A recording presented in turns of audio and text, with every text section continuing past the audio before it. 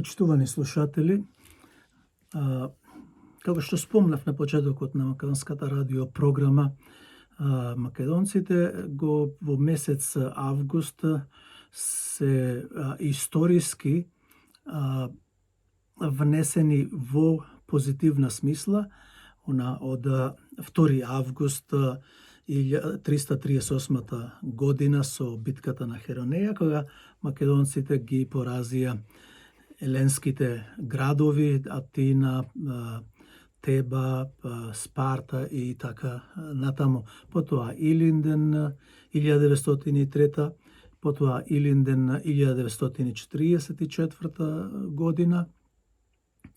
Меѓутоа, од друга страна, како по некое непишано историско проклетство, токму август е носителот на најмрачните црнила, најболните национални трагедии, предавства, распарчувања и залудно пролеана крв која се уште не е засушена во нашата македонска свест или пак кај современите македонци.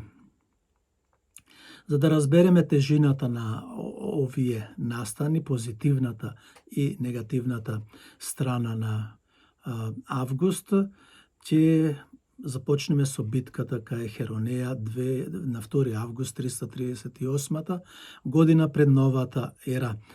На кобниот, но сепак многу славен 2 август 38 година пред новата ера, на рамнината кај Херонеја во Беотија се случува еден од најважните настани во античката историја.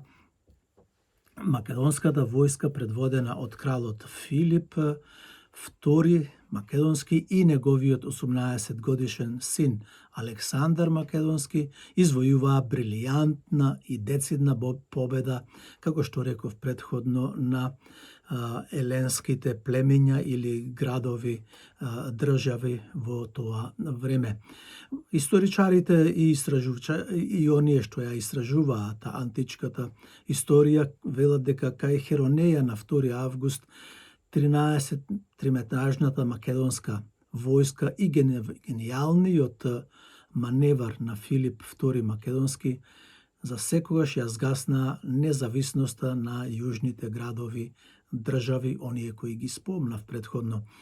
Тоа беше денот кога Македонија стана суперсила, а Александар Македонски за прв пат зачекори на големата историска сцена, но погледнете низ призмата на македонските судбоносни битија. Овој блескав 2 август стана и почетна точка за сите идни војни во Македонија и вековните апетити на соседите кои ова стратешко парче земја на Македонија од секогаш сакале да го добијат заради цивилизацијата македонска, заради настаните на површината на етничката карта на македонците, кои денес со сите сили од сите страни кажуваат дека Македонија е само географски регион и дека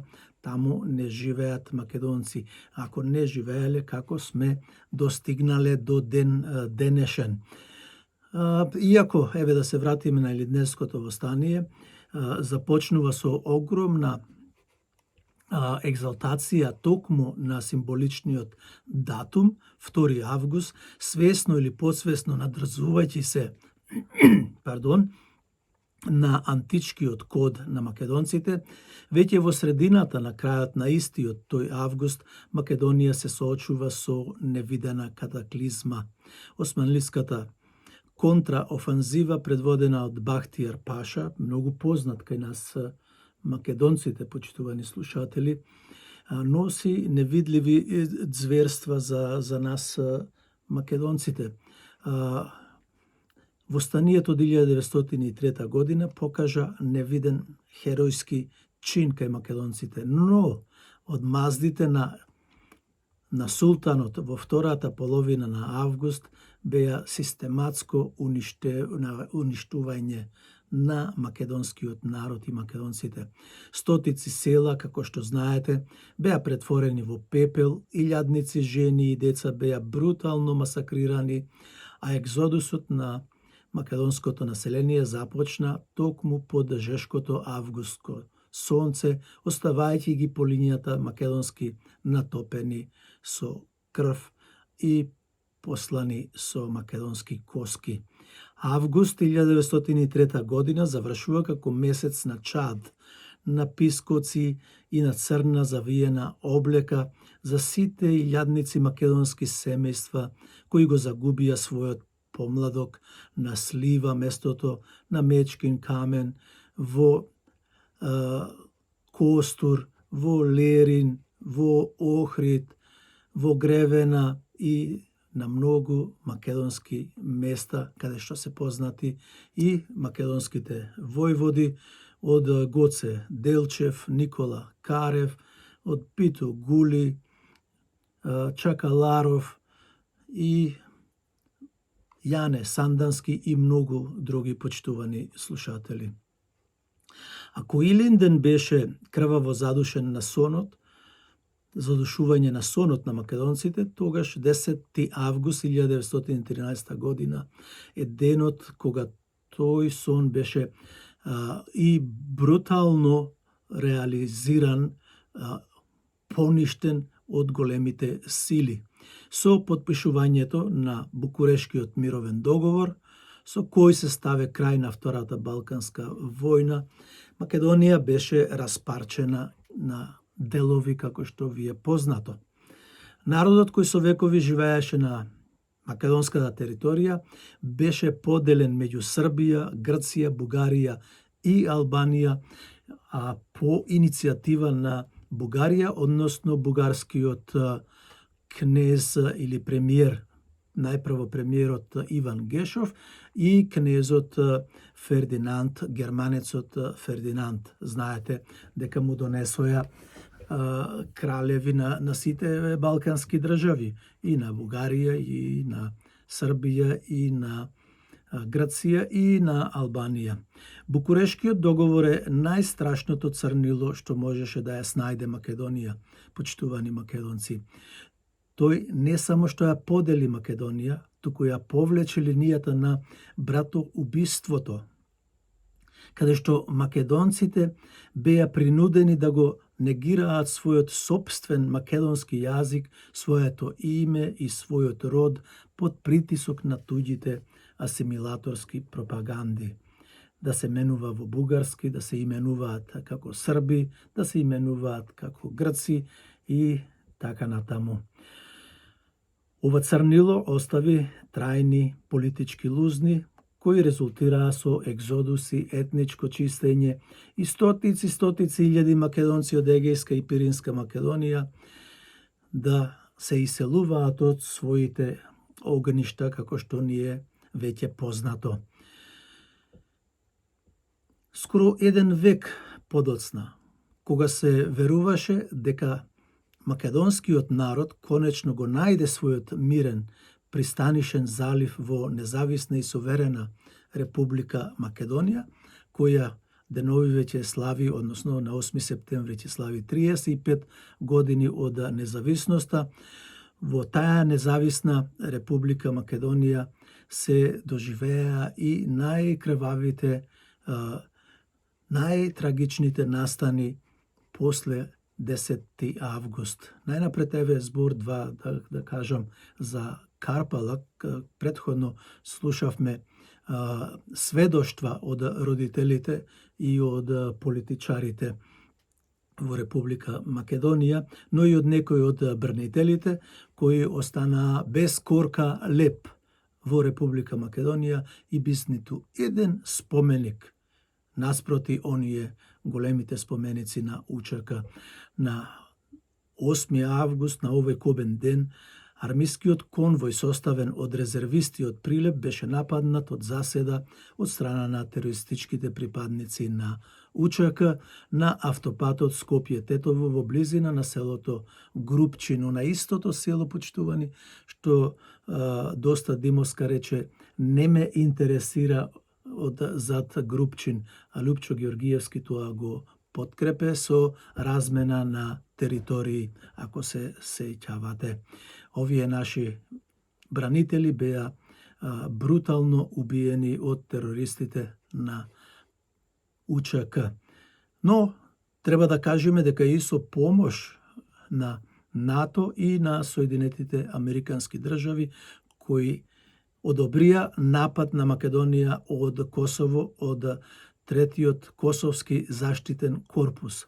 На овој кобен ден загинаа Сашо Китановски, Нане Наумовски, Бранко Секуловски, Марко Деспотовски, Ердован Шабановски, Љубе Грујовски, Дарко Велјановски, Веби Рушитовски, Горан Миноски и Пеце Секуловски.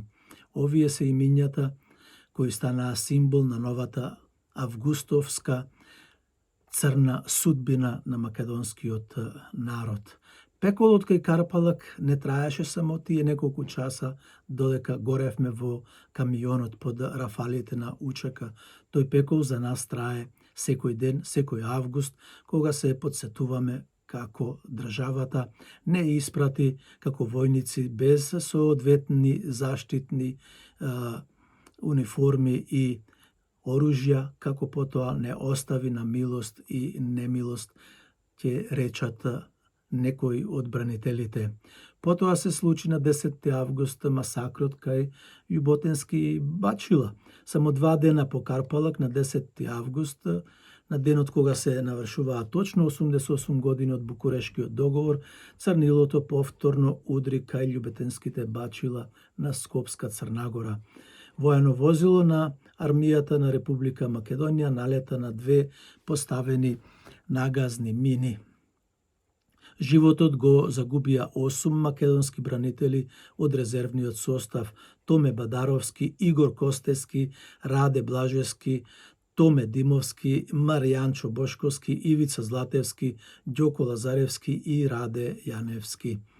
Овие два настани во рокот 48 часа ја завија државата во црно, а Прилеп и Скопје беа преплавени со ковчези, ќиури ние велиме, и црни шами. Знаете за возврат, овие загинати ништо до ден денес немаат добиено. Ниту едно херојско признание да добијат, значка, нешто да добијат, или пак ливч, книдже, дека животот го дале за Македонија. Додека историските црнила се нешто што е наметнато од надворешните фактори, почитувани слушатели, и непријателски дејствија, како што спомнав и сум спомнувал низ минатото, Германија, Австро-Унгарија, Русија, Британија и Франција, во ова поновото време тоа беа Британија, Франција и Америка преку НАТО. Секој август при одбележувањето на годишнините од Карпалак и Љубетенски Бачила, па и Вејце, се отвора прашањето: зошто по 25 години македонските бранители се уште немаат соодветни достоинствени спомен обележја на местата каде што загинаа? Зошто? И ги прашувам и во Република Македонија, и оние кои се одговорни за тоа, кои се одговорни за независноста и суверенитетот на Република Македонија, ако Македонија е суверена држава на македонскиот народ и малцинствата кои живеат, зошто да нема на патот Тетово Скопје споменик? Зошто да нема споменик кај Љуботенските Бачила? Зошто да нема споменик кај Вејце? Реалноста на теренот во Република Македонија, почитувани, е поразителна и представува класичен пример за асиметрична култура на сеќавање.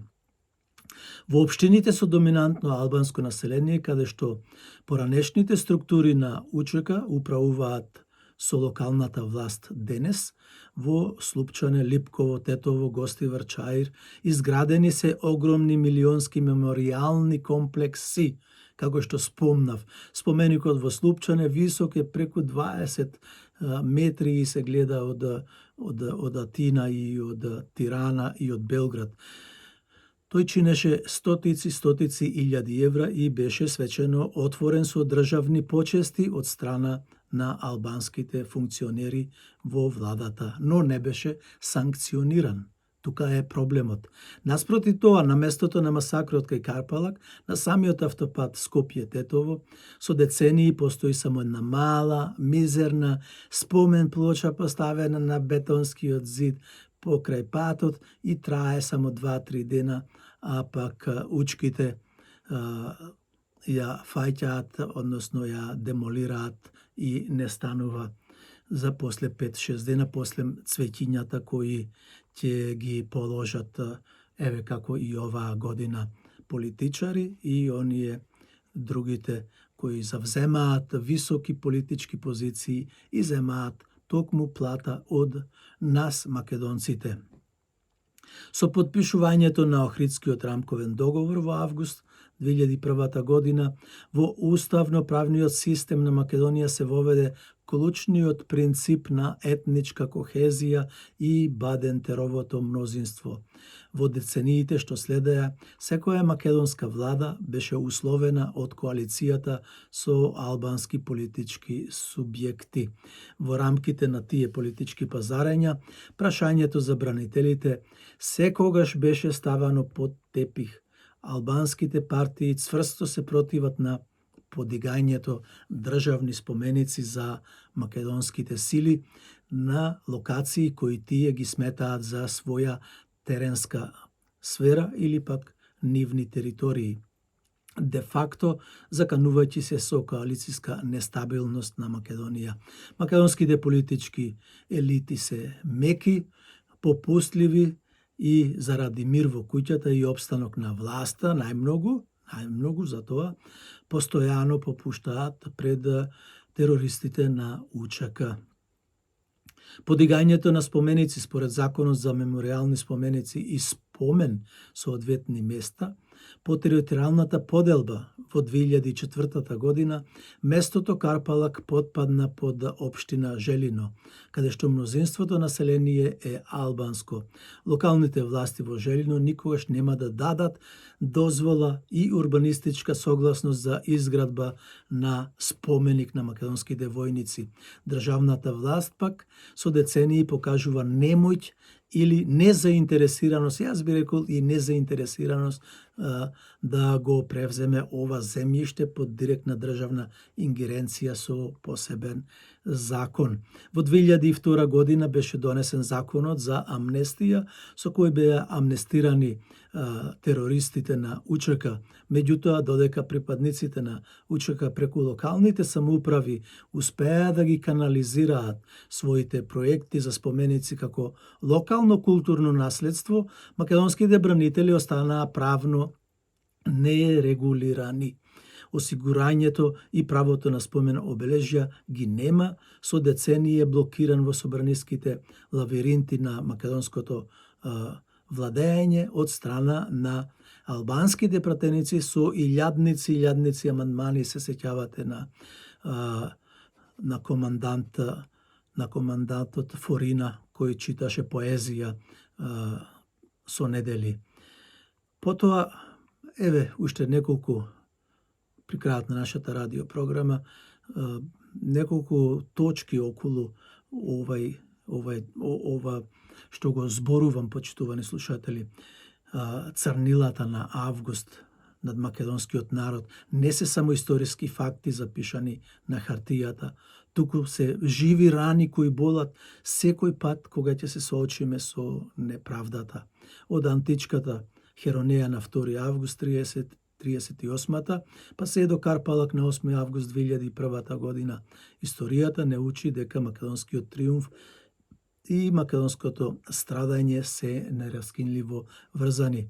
Тука морам да ја спомнам и граѓанската војна на македонците во егејскиот дел на Македонија 1946 година, 1949 година, каде што илјадници околу, према оние мои истражувања кои ги имам, почитувани слушатели, над 25.000 македонски партизани само од егејска Македонија биле убиени за тие 3 години. А знаете дека над 30.000 деца бегалци беа протерани од своите огништа, од мајките и така натаму. Сето тоа, тој геноцид беше запражен со запршката пак на НАТО и Америка со напалм бомби. Напалм бомби прв пат употребени во светот и во историјата, а потоа се употребија во Виетнам, ако се сеќавате. Државата мора со посебен закон да ги прогласи местата каде што загинаа бранителите за меморијални зони од државен интерес, заобиколувајќи ги локалните општински обструкции. Значи, мора тоа да го направат ако сакаме да бидеме македонци. Наместо кршливи плочи, како што спомнав, кај Карпалак и Љуботенски бачила и Вејце нема ништо, мора да никнат споменици кои ќе сведочат за жртвата на оние кои ја бранеа Македонија. Правната сатисфакција, конечно донесување на законот за бранители со кои семејствата ќе добијат соодветна институционална заштита.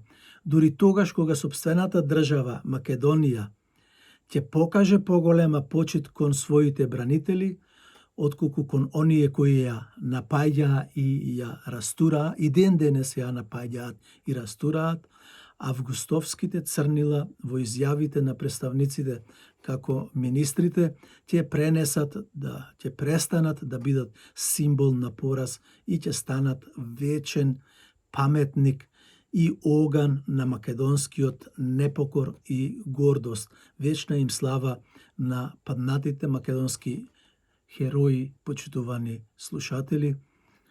И